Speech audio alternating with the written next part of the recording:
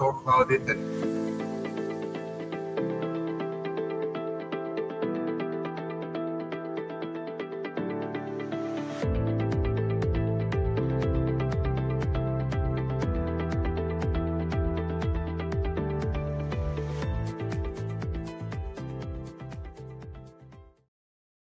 share.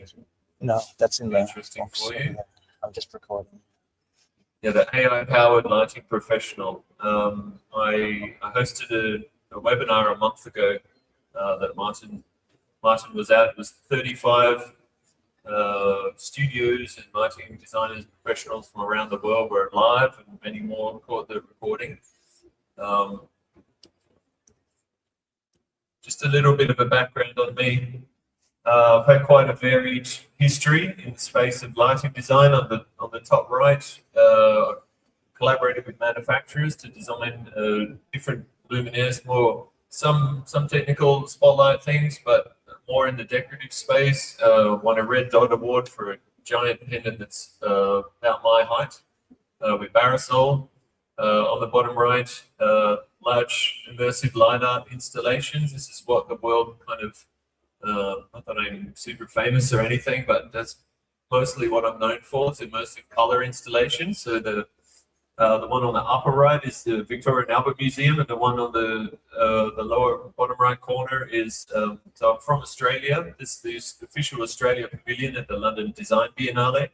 So I was able to design this immersive space to represent my country. So in some way, at that time, I was thinking this is as high as you can get, kind of design Olympics, representing your nation. But what a lot of people don't know, these bottom left images are architectural lighting consulting for buildings of all different types, high-end residential, hospitality, facades, public building, a library there. All of that stuff is in my home city of Perth in Western Australia. I spent my life basically moving back between Perth, the UK. I was in Berlin for a while. I freelanced with other studios and projects all over the place, and I've spoken on a few stages. But just to give you a bit of a background on my kind of varied history, 25 years in the lighting industry. It's been an amazing ride so far. But all of that changed near the end of last year in August. This one image clicked something so big inside of me that I decided to stop doing lighting design. And that was, I was working on a boutique hotel project in Western Australia. I found that reference image on the bottom right, the mood image that I wanted to put into a concept presentation. It was perfect because it had this kind of grid ceiling with one ambient fixture per grid space. It was right at the time when the first version of Nano Banana came out, and I just wanted, this dark timber veneer wasn't matching the project at all, so I needed it to be off-white. So I simply asked for that in Nano Banana, and it happened in 2 seconds. And then I was kind of like, that's amazing. I need to really take this seriously. So probably I was like a novice user in ChatGPT up until that point for probably the last couple of years, as many of you might be, and many are in conversations that I'm having right now. But at that moment, I realized that I needed to take it way more seriously, even just with this very simple practical tool or practical application. So, and then at that moment, I zoomed out on essentially my whole life in lighting, but particularly around my lighting design workflow. So many of you will recognize all of these apps and maybe use a lot of them daily. I wondered what would happen in the middle of space if I waved my AI magic wand on all of this to just make it go faster, make it more enjoyable. I realized that I'd been in lighting design for 25 years, and I hadn't upgraded my workflow really at all in that time. Maybe Dialux Evo is new. There's a few new Photoshop features. Revit is new, of course. I haven't actually done many projects in Revit, so for all of the rest of it, really, I hadn't changed my workflow at all. I've been in the industry since before LED was a thing, so I'd seen massive changes in terms of the product side of things, but I realized that I hadn't seen massive changes in terms of the workflow, and so much of it is still manual. So those question marks in the middle really stuck with me.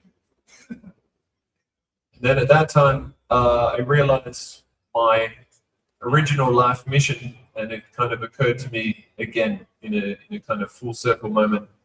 I wanted to play my part, well, I always wanted to play my part to create a better lit world. And I've done that through temporary light art installations that you saw, literally like 100,000 people or something would go through installation in London for London Design Week. But it was only there for 7 days. I'd created many permanent buildings that are still going strong, many high-end residential projects, and clients are wowed and all that kind of thing. But since delving into the AI space, and after that image I showed you earlier in August last year, I decided to stop doing lighting design. I was so compelled by what I had experienced, even just a small taste of at that moment, that I decided my mission to create a better lit world could be 10 or 20 or 50 or 100 times bigger if I stopped doing lighting design and I actually helped lighting design studios and lighting engineers and lighting professionals amplify or optimize with AI their own workflows so they could have moments like I had with that nano banana image more often, and enable them to do their work faster, go home on time, hit their deadlines, spend more time with their families, have less stress in their lives, maybe even enjoy their jobs in a whole new way. So I kind of redefined my mission to myself, and was so compelled by what I had a small kind of taste of with AI that I stopped doing lighting design, and now I'm helping other lighting design studios.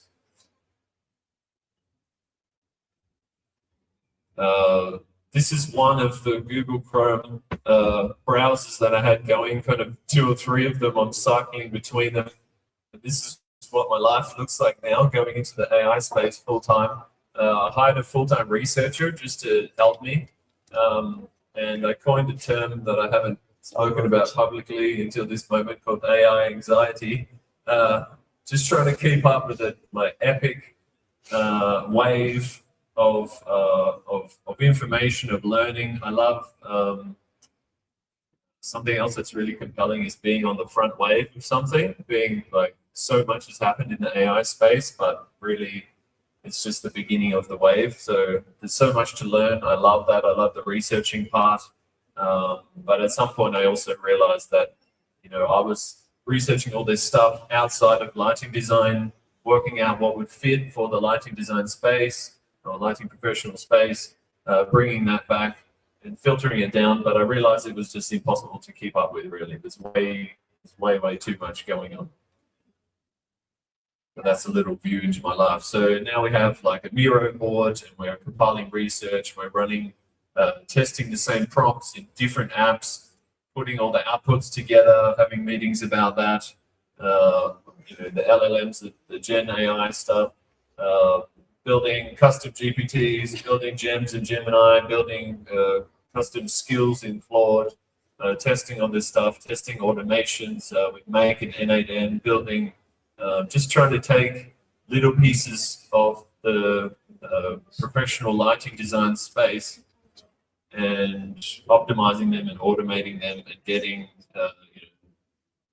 minimizing the hallucination factor, which a lot of people experience, can also be used as a strength in the right situation.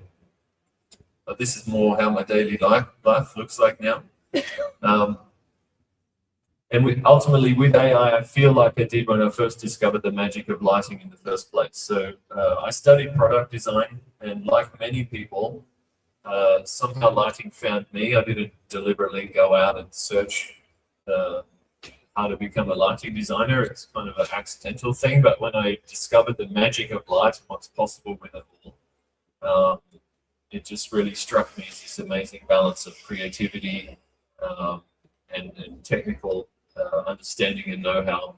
And I think one thing that's happened is the creativity side of things.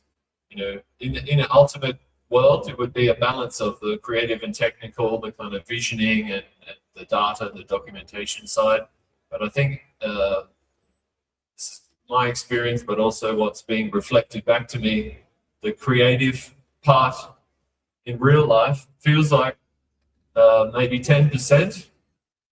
And then 90% data documentation, logging it out, emails, spreadsheets, counts, all of that. Can I see a raise of hands? If people agree with that split, that ratio, 10 to 90?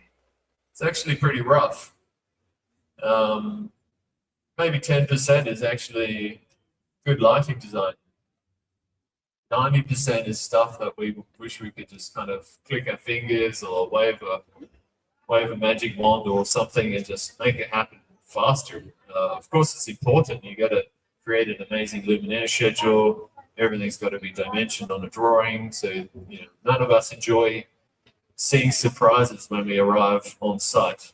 But I really felt that there was kind of a magic recipe there for something to happen.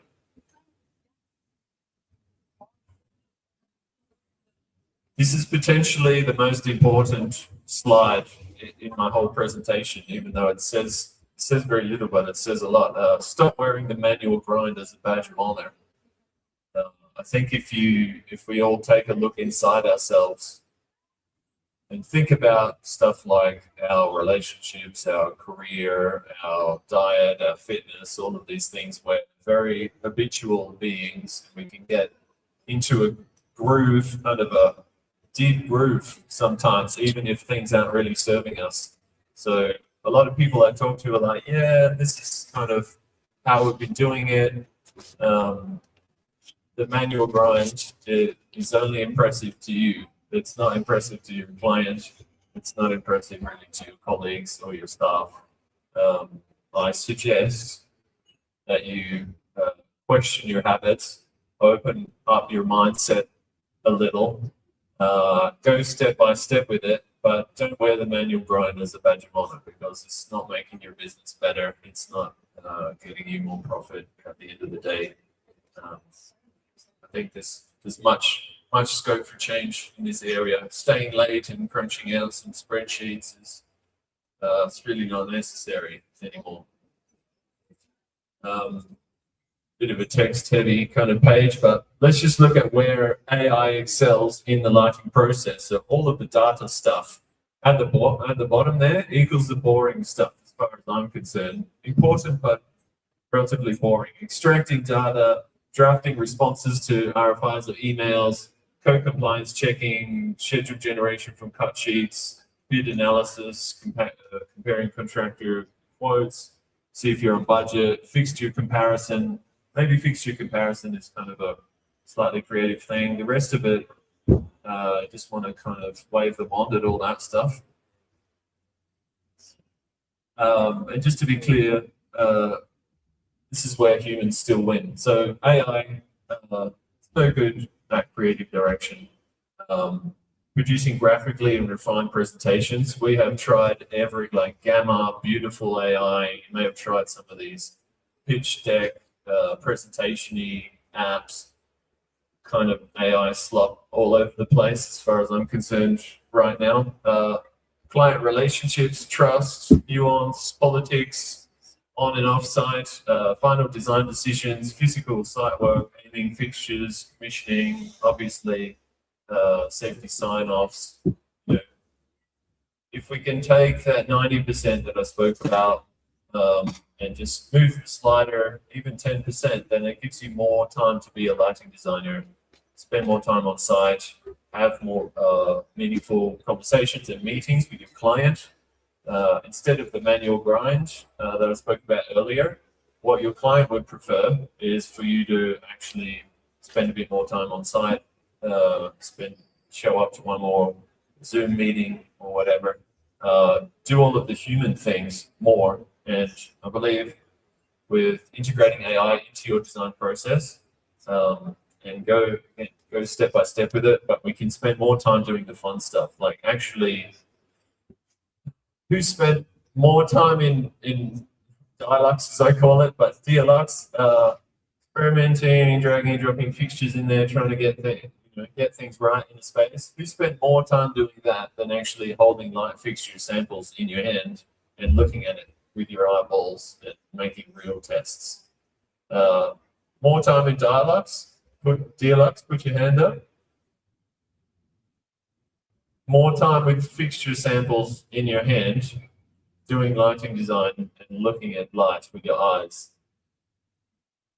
So not many of you putting your hands up, which is a little bit disappointing, I have to tell you, but there was more hands going up on the first one. So we've become uber, use a German term, uber digital in the way that we work. And we're creative, we're doing all this amazing stuff. We're sitting at a computer too much, I would say. And AI can help us do better work faster and be at a computer less and do more lighting design. Like, isn't it more exciting to get away from your computer, actually print out a drawing and go and sketch on it, or even get your iPad Pro or however you want to do it, but just spend more time in your creative space. So, yeah, by the way, this presentation is not about the best app. I'm not going to give you any run-throughs or any of that. It's more kind of conceptual. The old way, I need to do all these tasks myself or hire more people. That's manual mode. I have been completely shocked with how many world-renowned studios are so manual with their processes.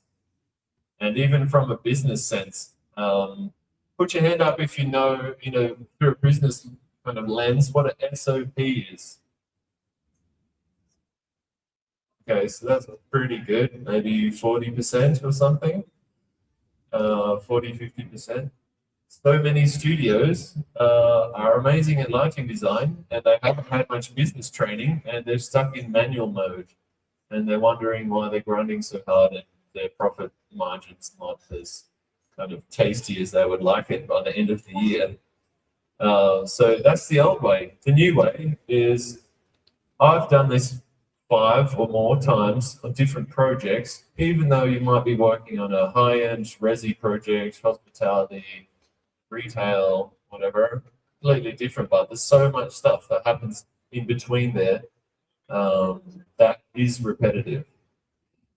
So auto mode equals, adding some AI to your design process. And this is kind of where I'm at right now, testing all the AI tools, mapping workflows like at a granular level. Like, so many people I've been speaking to are kind of like, oh yeah, we know the design process. We get a project, client says go, hopefully you get a bit of money to hit that go button up front, and then you start working. Everyone in the team kind of knows what they're going to do, but they don't really have a clear roadmap for it. All of the points are not really itemized, they're not on the wall so people can look at it. So with a bit of coaching from me, sometimes we're looking at mapping in a very, very granular way exactly the steps, exactly what happens. And then you can look at using AI to build some automations. And then I'm taking it a step further of actually building AI software to help with all this stuff. So I have outlined, you don't have to read all of this, but just kind of like glance at it, get the gist. This is the entire design process for a lighting designer, 46 steps. At the top, strategy. So you're winning the job, you're pitching, all that stuff, refining the brief, defining the scope, all of that. Then you win a job, then you're doing concept design, then you're developing the concept, then you're detailing it up, it's becoming more and more refined, then you're documenting it all, and then you got to deliver the project. And delivering the project is when you've sent off the construction drawings, everything's fully documented, and then you need to realize the project, all the fun stuff that can happen on site. And it ends with handing over a project. On my webinar a month ago, I had, so right now, optimized with AI. All of the points are blue. A month ago, I had it at like 80% optimized by AI. Some of these things could be optimized like a little bit, 5 or 10%. Some of these things can be completely game-changingly optimized. And I'll show you a brief insight into that in a second here. But maybe just spend a moment. I feel like this slide in itself is valuable just to look at, so you remember actually all of the stuff that you got to do. And this is 46 steps. You probably, arguably, there could be even more than this. So I realized after having many conversations with world-renowned lighting studios that are at the beginning of their AI journey and they're working in a very manual way, we started talking about AI automation and people are like, yeah, I see it, I get it, okay, but they're not quite there yet. So I thought, oh, what I'm going to do is I'm going to just take little fragments of this, little pieces of that 46 steps, and I'm going to build AI things and start sharing it on LinkedIn. So one thing I made that was pretty cool, I thought, and people have told me, it's not all the way there, we're going to keep working on it, is a AI glow planner. So you could mark up a PDF and then have AI, like it needs some refinement, but we built this quite quickly. Can I see some raised hands over? Would you show that glow plan on a project that we all know it's not perfect, but it's kind of 80% of the way there? Would you show that to a client in a client presentation, knowing that it took about under 40 seconds to create it? So another thing that I found is lighting design studios, like, sure, I could do that in Photoshop better than that. But if I'm working on a hotel and it's got 10 different room types and I've got to do them all, and then I've got to do the restaurant and the landscaping out the back and all of this, just block out days of Photoshopping in your schedule. But if we can go through and get an 80% good enough result, and I've seen clients who have done this to me, look through the presentation, kind of, yeah, looks great, yep, let's change that one, yep, all good. Green light, keep going to the next stage. So I'll just challenge again that manual grinding. There's a sliding scale there. The other thing I built was, I've been told, the best luminaire scheduler on the planet using AI. And if you follow me on LinkedIn, you can learn a little bit more about that. But I took a project, I went back in my mind, looked at a past project. It had 100 different light fixtures on it from many different brands. I don't know, like 20 different manufacturers. It took over like 2.5 days to download the PDFs and screenshot them and all of that. And now it takes an hour using the thing I built. And we're having other conversations like this. There's a studio, well, there's many studios in the Middle East, that they get hit up for projects, RFPs, requests for proposals. Like these guys are like 10 to 15 times a month. So it's basically half the job of the director to keep up with all these proposals going out, because if you win one and you haven't managed it, like haven't got your fees structures correct, you're going to get the job and you're not going to make the money that you want. So they didn't have a system for this. But imagine client sends an RFP to agent at yourlightingstudio.com, and then it gets analyzed, the brief gets analyzed, past projects get brought out that are relevant from your portfolio for that project. It writes the reverse brief back to the client, and based maybe off the floor area, it gets priced, and then it gets reviewed by a senior designer, and then it goes to the director. So if you can imagine automating all of that stuff for 10 to 15 projects a month, that would be very valuable. And since I started talking about this stuff, my clock's gone red now because I'm over 20 minutes, but I'm almost finished. So this is how many countries were at my webinar. I've got a wait list growing for my app. This is my second talk at Light and Building right now. I've 4x'd my LinkedIn followers in the last few months just by talking about AI for lighting design, being slightly ahead. I'm not claiming to be an expert, but I do work on this full time now.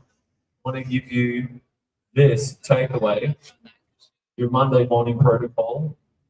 Pick one repetitive task in your process. Ask if AI can do 80% of it. It probably can, if it's kind of a data-based documentation-y, boring one. Test it on Monday, build it, test it, implement it, refine it, and then deploy it. However you want to do that, even if it's really clunky. And that's the end of my presentation. I'll leave you with this thought. The best time to start with AI was a year ago, maybe 2 years ago. And the second best time is on Monday. So please start and just baby steps. Thank you. You can follow me on LinkedIn there if you like.